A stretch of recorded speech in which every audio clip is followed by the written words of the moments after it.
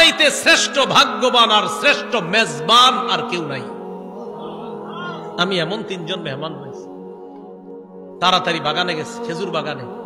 যা আবিল আজক, খেজুরের ছড়ি নিয়ে আসছে, ফিহি বুসরুন আর রতবুন ওয়া ইয়াবিস, শুকনা খেজুর আছে, ভিজা খেজুর আছে, কাঁচা খেজুর আছে। আইনা কয় যেটা মন চাই এটা খাও। আখাযাল মুদিয়া, ছুরি নিছে, চাকু নিছে। নবীজি কই যাও? হুজুর পশু জবাই করতে হবে। কি জবাই করবো? মানে পেরেশান হয়ে গেছে। আমার এই 3 মেহমান কেমনে মেহমানদারি করবে? পশু জবাই করতে হবে। নবী কয় ইয়াকা ওয়াল হালুব, এই তুমি আবার মাথা গরম কইরা দুধ আলু কোন পশুরে জবাই করো না। দুধ দেয় যে পশু, বর্তমানে দুধ দিতেছে, এরকম পশু জবাই করো না। জি ঠিক আছে। ফাযাবাহা লাহুম, স্বাভাবিক একটা বকরি জবাই করছে।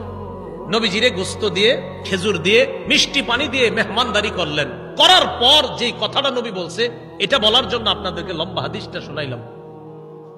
নবীজি আবু বকর ওমরকে বললেন, আবু বকর ওমর, বাহিরে আসছিলা কিভাবে বলো তো?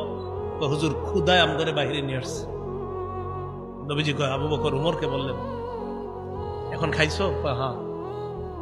নবীজি বললেন, লাতুস আলুদনা আন হাদা ইয়াউমাল কিয়ামাহ, এই যে খানাগুলা খাইছো না, পেট ভরছো না, এই ব্যাপারেও কিয়ামতের ময়দানে আল্লাহর কাছে জবাবদিহিতা করতে হবে। অবশ্যই অবশ্যই তোমাদেরকে এই ব্যাপারে জিজ্ঞাসা করা হবে। এই খানা খেয়ে আল্লাহর ইবাদত করছো কিনা? এই খানা খেয়ে তুমি সঠিকভাবে চলছো কিনা? আল্লাহ তোমারে খাওয়াইছে, খাওয়ানোর পর আল্লাহর হুকুম তুমি পালন করছো কিনা?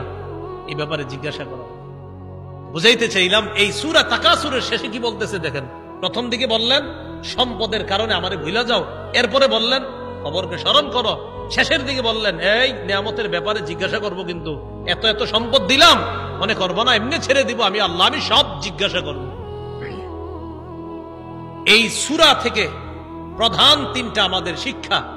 1 নাম্বার, সম্পদের প্রতিযোগিতা করা নিষেধ। 2 নাম্বার, সম্পদ হওয়া দোষের না, কিন্তু সম্পদের কারণে আল্লাহকে ভুলে যাওয়া যাবে না, এটা 2 নাম্বার শিক্ষা। 3 নাম্বার, কবরের কথা স্মরণ করা। এই প্রথম হলো 3টা শিক্ষা। শেষের দিকে আরেকটা, কবরে আরেকটা তোমার জগৎ, ওই জগতে তোমাকে নিয়ামত সম্পর্কে জিজ্ঞাসা করা হবে। কিয়ামতের ময়দানে তোমাকে 5 প্রশ্ন করার আগে তোমার পা 2টা সামান্য সময়ের জন্য নড়বে না।